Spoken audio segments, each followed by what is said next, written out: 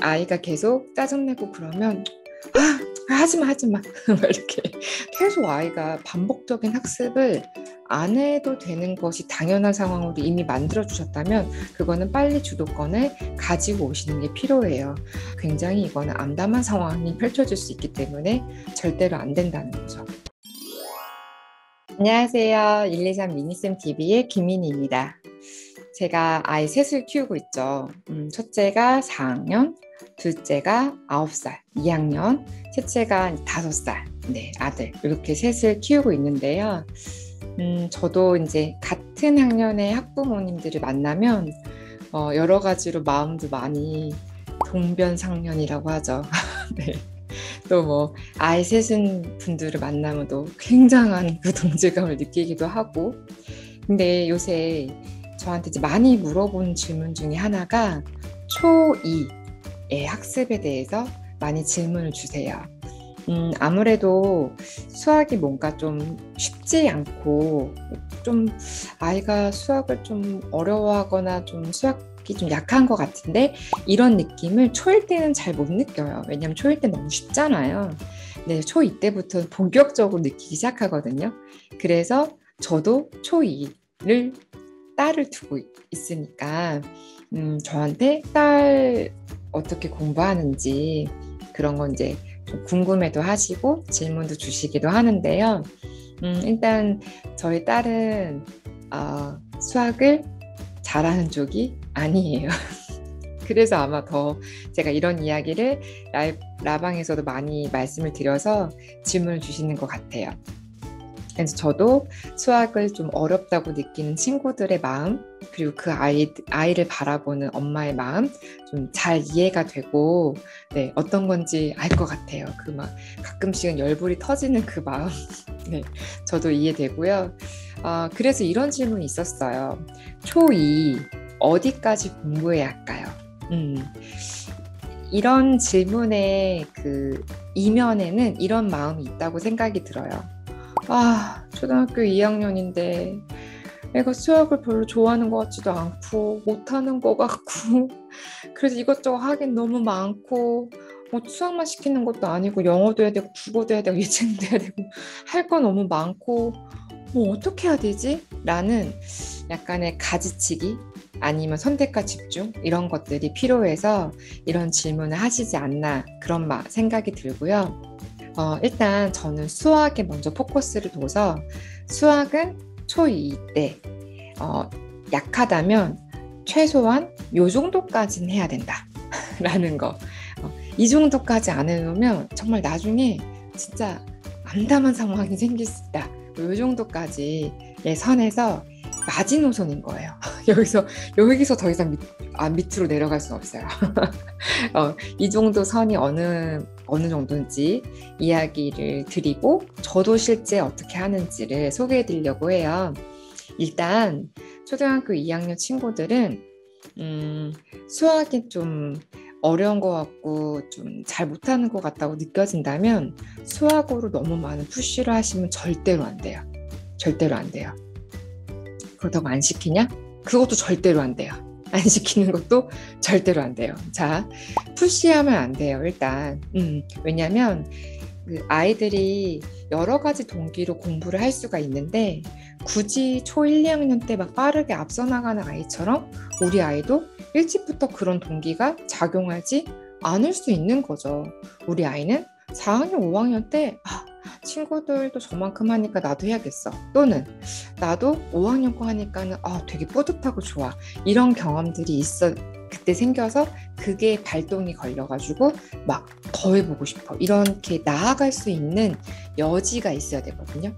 지금 안 시켜도 되는데 나중에 진짜 해야 될 때 수학에 많은 시간을 할애하면 정말 좋을 시기에 하자고 하면 아이가 하고 열심히 하고 최선을 다하고 그러면 얼마든지 실력을 향상시킬 수 있고 좋은 결과를 낼 수가 있어요. 근데 하자고 할 때 진짜 중요할 때 그때 너무 이제 안 하고 싶다는 생각이 들어서 손을 안 대면 그때는 도대체 어떻게 할 수 있는 방법이 없거든요.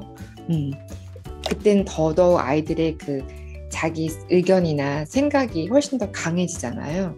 그래서 할 수가 없어요. 그래서 지금 수학에 대해서 그렇게 흥미가 높지 않은데 너무 많은 푸시를 하면 안 된다가 첫 번째. 근데 안 시키면 안 돼요. 특히 연산을 안 시키면 절대 안 돼요. 연산에서 만약에 유아 때부터 아이가 반복적으로 하는 걸 싫어한다고 해서 그래 어리니까 충분히 그럴 수 있어. 그래서 아이의 밀당에서 밀려버린 거죠. 그래서 아이가 계속 짜증내고 그러면 하지마 이렇게 네 돼가지고 계속 아이가 반복적인 학습을 안 해도 되는 것이 당연한 상황으로 이미 만들어 주셨다면 그거는 빨리 주도권을 가지고 오시는 게 필요해요. 학습이라는 거는 반복하고 열심히 습을 해야 되는 거니까 네, 봤던 거 또 보고 다시 보고 하면서 내 것으로 만드는 과정이 필요한 거죠. 어떻게 아이들이 한 번에 보고 학습이 되겠어요? 그냥 한 번 봤다 정도지. 본 거는 학습이 아닌 거죠. 습이 되지 않았기 때문에 반드시 여러 번의 확인 과정이 필요한데 그걸 안 하려고 하는 거는 수학뿐만이 아니라 다른 과목도 그렇게 할 수 있다는 거죠. 그건 좀 게으르다고 사실은 볼 수 있는 부분이거든요. 그래서 이제 이런 거는 습관이 들어져야 돼서 2학년 때만큼은 더 이상 여기서 습관이 양보될 수 있는 부분이 아니에요. 그래서 연산을 너무 게을리하거나 너무 아이의 그 의견에 맞춰서 그렇게 불규칙적으로 하거나 그럼 효과적이지 않아요. 특히 아무것도 안 시켜도 초2 때 수학에서 연산이 안 돼 있으면 굉장히 이거는 암담한 상황이 펼쳐질 수 있기 때문에 절대로 안 된다는 거죠. 요거 마지노선. 그럼 연산을 어느 정도는 해야 되느냐? 두 자리 더하기 빼기가 느리더라도 암산이 어느 정도 나오게 해야 돼요. 만약에 아이한테 42 빼기 17을 해봐 라고 할 때 시간이 조금 걸려도 계산을 시도를 해서 답이 나올 수 있게 해야 돼요. 이거 연습을 안 돼 있잖아요. 그러면 일단은 암산을 한다는 것 자체가 아이들이 안 되는 경우가 너무 많고요. 그 다음에 이렇게 해봐 42 빼기 17 해봐 라고 할 때 나 못하겠어 라고 시도조차 안 하는 상황이 생겨요. 이거는 더 이상 암산의 능력을 기르기에 굉장히 어려운 상황인 거거든요. 아이가 시도조차 안 하잖아요. 숫자를 보거나 내가 연필을 들지 않으면 전혀 그 계산을 시도하지 않는 것은 그걸 기를 수가 없다는 상황이기 때문에 이건 안 돼요. 그래서 느리더라도 답이 틀릴 수는 있어요. 근데 암산을 하려고 하는 시도 자체를 아예 안 하는 습관은 절대 안 된다. 이건 안 된다. 그리고 구구단을 우리가 배우죠. 2학년 때. 요거를 확실하게 잡고 가자. 그럼 제가 되게 어마어마한 기준을 제시한 게 아니죠. 초2 때 배우는 연산을 잘 잡고 가자 이거예요. 근데 그 잘 잡고 가자의 기준점이 그냥 우리가 연산 문제집 초2 거 열심히 푸는 그 기준점이 아니라 답을 말로 물어보면 말로 답을 할 수 있게. 2학기 때 우리가 시간을 배우죠. 80분이면 1시간, 몇 시간 몇 분이야 라고 할 때 계산을 해서 1시간 20분이야 라고 말할 수 있게. 일주일이 7일이야. 그럼 2주면 며칠이지? 이런 것들을 말로 물어보면 답을 할 수 있는 정도의 연산의 실력은 있어야 된다는 게 저의 마지노선이에요. 자, 그 다음 두 번째 마지노선은 뭐가 필요하냐면 수학을 별로 좋아하지 않고 아주 뛰어나게 잘하는 모습이 보이지 않을 때는 괜히 레벨업 시켜서 너무 괜히 어려운 문제 많이 풀려가지고 아이의 성취도만 꺾이게 하고 자신감만 떨어뜨리게 하는 거는 절대 해서는 안 돼요. 저학년 때는. 지금 아이가 어려운 문제를 못 푸는 것이 너가 지금 수학을 못하는 거랑 동일한 상황이라고 느끼게 해서는 안 되거든요.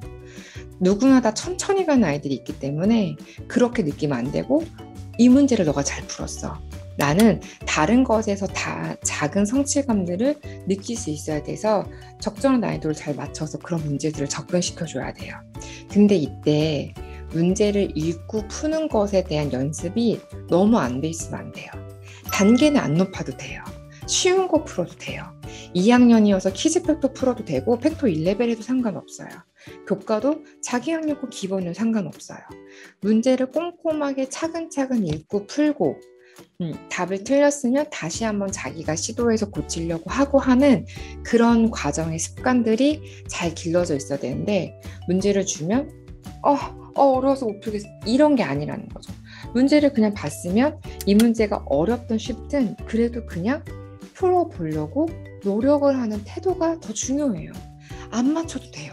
안 맞춰도 되니까 그런 거마저도 안 하면 잘할 수가 없어요. 나중에 잘하게 하기가 너무 어려워요. 왜? 이미 문제를 안 읽으려고 하고 이미 문제를 제대로 보지도 않으면서 어렵다라고 딱 단정 짓고 생각을 안 하려고 딱 선을 그려버리면 더 이상 그 무엇도 설명이 들어가도 효과적이지가 않죠. 생각을 내가 기본적으로 먼저 해봐야 그 다음에 이렇게 하면 더 좋아 라고 하면 이렇게 해봐야겠다 라고 딱 자기가 취하게 되거든요. 근데 생각도 안 해보면 이게 더 좋아 라고 하면 그냥 그거 줄 때까지 나 이거 몰라 도와줘 힌트 주세요 계속 그렇게 되는 거죠. 그러면 수학에서는 생각하는 힘을 길러야 되는데 생각하는 힘이 전혀 길러지지 않고 문제를 풀려는 시도를 전혀 하지 않는 습관이 오래 유지되면 수학을 진짜 본격적으로 잘하고 싶을 때 많이 하고 싶을 때 그것에 대한 아웃풋이 기대만큼 잘 나오지 않을 수가 있어요. 저도 그래서 이 부분을 잘 실천하기 위해서 아이랑 잘 얘기를 하고 있고요. 제가 말씀드린 이 방법으로 아이랑 하고 있고 실제로 뭐 사고력 문제 저는 얼마나 초이 아이들이 얼마나 그 높은 단계를 하는 걸 많이 봤겠어요. 그런데 조급해하거나 저희 아이를 뭐 기죽이거나 그러지 않아요. 아이한테 항상 이야기해 주는 거는 너가 연습을 안 해서 못하는 거는 연습을 하면 잘할 수 있는 거야. 연습해보자 우리. 그럼 너도 잘할 수 있어 라는 내가 하면 나도 할 수 있어 이 마음이 있어야 되는데 나는 해도 못할 것 같아. 이 마음이 자꾸 점점 싹트게 하면 수학을 잘하게 하기가 너무 어려워져요.